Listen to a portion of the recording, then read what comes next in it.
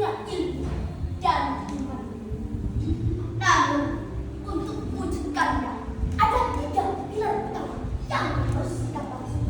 Yang pertama, tarbiyah atau pendidikan Quran.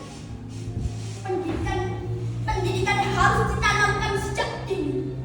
Tidak hanya mengenalkan hidayah, tetapi juga nilai kejujuran, amanah, dan kasih sayang. Sekolah, keluarga, dan masyarakat harus berperan aktif membina generasi cinta Quran. Yang kedua, keteladanan. Para pemuda berteladan, maka para orang tua, guru, dan pembimbing harus menunjukkan anak Quran dalam kehidupan sehari-hari. Rasulullah Shallallahu Alaihi Wasallam adalah contoh terbaik karena beliau adalah Al-Quran.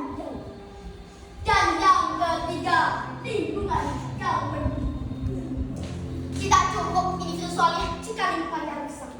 Maka mari kita bangun komunitas Quran, masjid yang aktif, majelis ilmu yang hidup, dan media belajar yang hidup.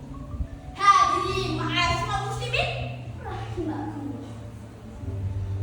Peradaban Islam dan peradaban bangsa Indonesia tidak dibawa oleh kekuatan militer atau kerajaan semata.